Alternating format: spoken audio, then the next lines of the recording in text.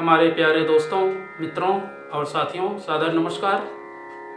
हमारे इस YouTube channel video में और फेसबुक वीडियो में आप सभी दर्शकों का मैं हृदय से आभार व्यक्त करते हुए अभिनंदन करता हूं और आप सभी लोगों को स्वागत करता हूं। मैं हूं आपका इष्ट मित्र दोस्त मिस्टर शांतिलाल डंसेना, बड़े डुमरपाली, रॉबर्टसन, खरसिया, जिला रायगढ़, छत्तीसगढ़, भारत का मूल निवासी हूँ। मित्रों, आप लोग हमारे इस YouTube चैनल वीडियो को और फेसबुक वीडियो को देखते हैं तो आपको मैं हृदय से धन्यवाद देता हूँ। अगर आप लोग हमारे इस YouTube चैनल वीडियो को पहली बार देख रहे हैं तो आपसे मैं निवेदन करता हूँ, इसको सब्सक्राइब ज़रूर कर दें। बेल आइकन का जो घंटी है उसको भी क्लिक कर दें और विशेष रूप से ऑल ऑप्शन का चयन करना होगा ताकि हर रोज़ का नोटिफिकेशन सबसे पहले आपको उपलब्ध हो सके। मित्रों, शुरू से अंत तक जरूर देखें, सुने, समझें, अनुभव भी करें। अच्छा लगता है, जीवन में कोई श्रेष्ठ विचारधारा मिलती है, मन कहता है, उचित लगता है तो आप हमें एक लाइक ज़रूर दें और इष्ट मित्रों के पास शेयर भी कर दें ताकि विचारों का आदान प्रदान होता रहे। मित्रों, अगर कोई विशेष संशोधन करना है तो कमेंट बॉक्स है, उस पर आप हमें सूचित करें और भविष्य के लिए मार्गदर्शन भी दें, क्योंकि आपका मार्गदर्शन ही हमारे जीवन को, समय को मोटिवेट करता है और वही हमारे महत्वपूर्ण आधार है। मित्रों, साधना से सिद्धि और उसका जो वास्तविक मर्म है और उसके मार्ग पर जितने भी अवरोध आते हैं उनको व्यक्ति को समझना नितांत आवश्यक है।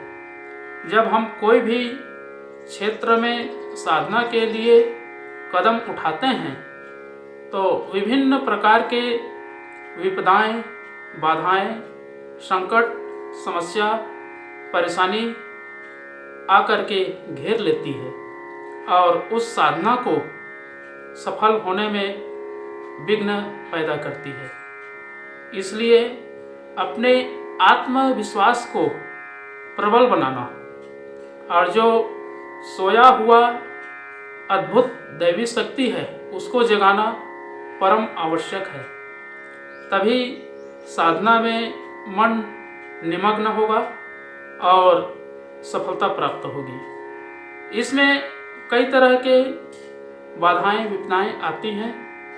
इनको संघर्ष करने के लिए उचित बुद्धि का उपयोग करना पड़ेगा और जो श्रेष्ठ सही दिशा है उसका अवलंबन लेना पड़ेगा। साधना हर प्रकार के रहस्यों का अन्वेषण करता है और आगे भविष्य का भी निर्माण करता है। अगर हम ईश्वर की प्रति अपनी श्रद्धा, विश्वास व्यक्त करते हैं तो उनके लिए उपासना, आराधना, पूजा, पाठ, संयम, सेवा, साधना सब करनी पड़ती है। तब कहीं जा कर के मन प्रफुल्लित रहता है और आत्मा जो है बलिष्ठ होता है।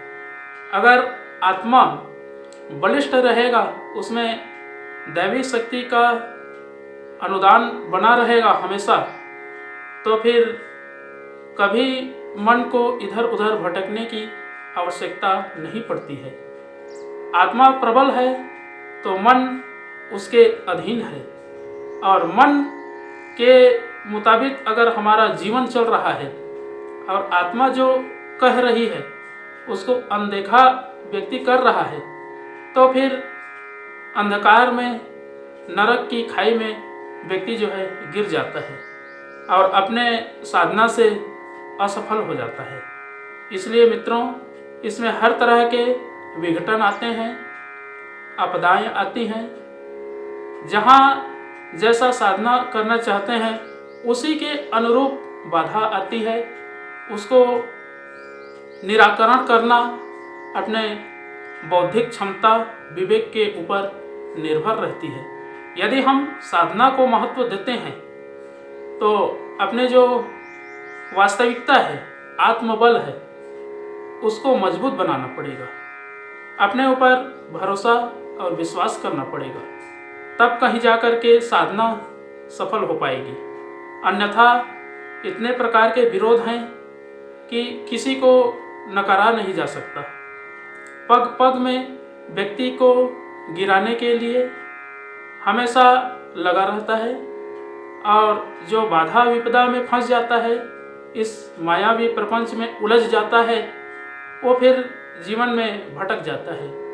इसलिए इंसान को, मनुष्य को भटका हुआ देवता कहा गया है। ईश्वर ने उन्हें देव तत्व को दे करके इस पृथ्वी पर भेजा है। दैवी क्षमता इतना अद्भुत है कि उसका एक अणु जैसा चीज़ों का भी उपयोग कर लेता है तो फिर जीवन उत्कृष्ट दिशा की ओर आगे बढ़ जाती है। लेकिन बात वहीं आती है कि हम उत्कृष्टता की ओर आगे बढ़ना चाहते हैं, लेकिन जो विघ्न बाधा आती है उसको हम संशोधन नहीं कर पाते हैं। यही हमारी सबसे बड़ी कमजोरी बनती है, जो भविष्य को अंधकार नरक के खाई में गिरा देती है। मित्रों, साधना के मार्ग में प्रमुख प्रकार के अवरोध आते हैं। इनको संहार करते हुए व्यक्ति अपनी साधना में अडिग रहे, अचल रहे और विश्वास पूर्वक इस साधना को तन्मयता के साथ में करता रहे तो थोड़ा देर ही सही लेकिन सफलता मिल जाती है। एक सत्य का आचरण करने वाला व्यक्ति परेशान जरूर रहता है, लेकिन सफलता निश्चित रूप से उसका कदम चूमती है। इसलिए मित्रों, अपने आप को सार्वभौम शक्ति से संपूर्ण बना करके अभिव्यक्त करना और अपने लिए कठोरता और दूसरों के लिए उदारता बरतना नितांत आवश्यक है। तभी जीवन की सार्थकता होगी और भविष्य का भी अच्छे से निर्माण होगा, और जो व्यवधान है, विरोध है, इसमें भी आपको योग्यता हासिल होगा और साधना से सिद्धि की प्राप्ति होगी। इसलिए मित्रों, साधना से सिद्धि करने के लिए कोई महत्वपूर्ण तथ्य, रहस्य, आधार है, माध्यम है, वो है गायत्री महामंत्र। अगर हम गायत्री महामंत्र का अनुसरण करते हैं तो जीवन में हर प्रकार के व्यवधान से, हर प्रकार के दुर्व्यवहारों से, हर प्रकार के जो अनैतिक दृष्टांत है उनसे संशोधन करने की और परिमार्जन करने की, ज्ञान की अभिवृद्धि होती है। तो आइए मित्रों, एक बार गायत्री महामंत्र और एक बार संपुट के साथ में महामृत्युंजय मंत्र का भी उच्चारण मेरे साथ साथ में करने का प्रयास करें।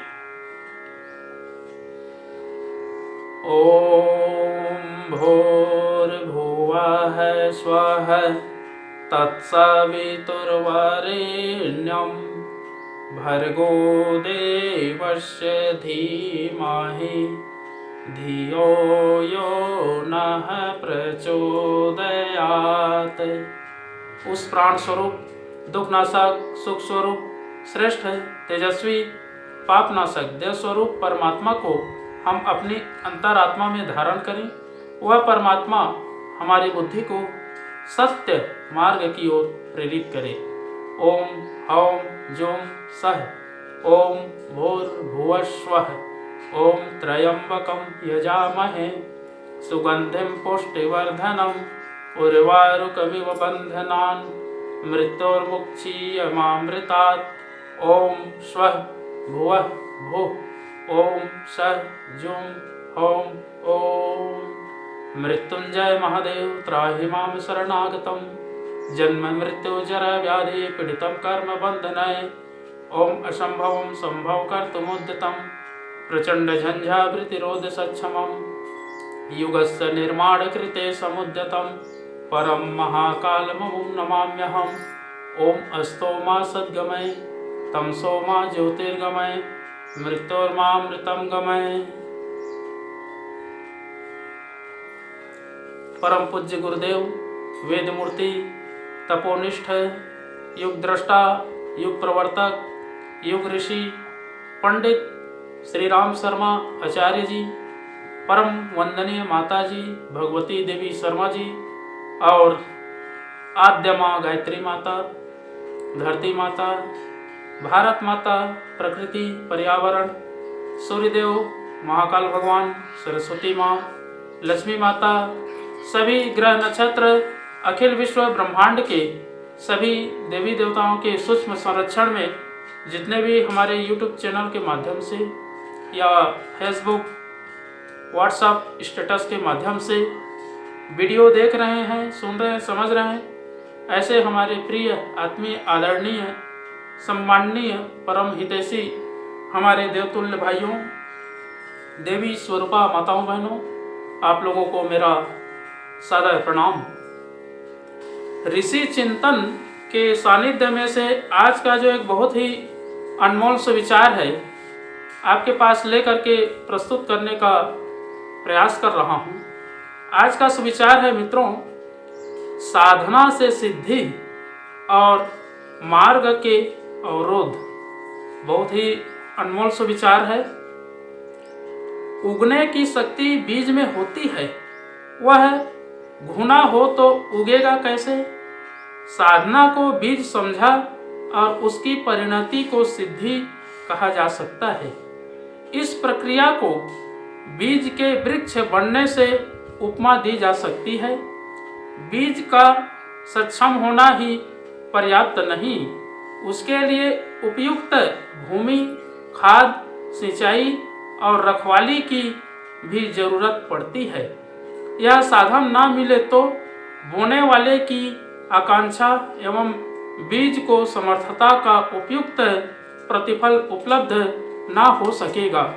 मित्रों, साधना विधान के जो महात्म्य प्रतिफल कहे गए हैं वे तभी सच सिद्ध होते हैं जब साधक की मनोभूमि में उत्कृष्ट चिंतन की उर्वरता और आदर्श चरित्र की नमी विद्यमान हो। मात्र कर्मकांड ही सब कुछ नहीं है। पूजा से ही देवता प्रसन्न नहीं होते। इस समस्त विधि व्यवस्था की उपयोगिता तभी है जब साधक को अपने व्यक्तित्व को उच्च स्तरीय बनाना आता हो। कुशल किसान वह है जो बीजारोपण के साथ साथ पौधे के उगने एवं फलने के लिए अभीष्ट आवश्यकताओं को भी समझता और उन्हें जुटाने का प्रयत्न करता है। साधना एक कृषि कर्म एवं उदात्त आरोपण है। उसे फलित करने के लिए उपासना क्रम ही पर्याप्त नहीं, वरन जीवन साधना का वह उपक्रम भी जुटाया जाना चाहिए जो व्यक्तित्व को विकसित करने के साथ साथ सिद्धियों का सुयोग भी प्रस्तुत करता है। बहुत बहुत धन्यवाद मित्रों। अगले बार नए विचार लेकर के नए वीडियो के साथ में आपके पास फिर प्रस्तुत होंगे। सादर नमस्कार।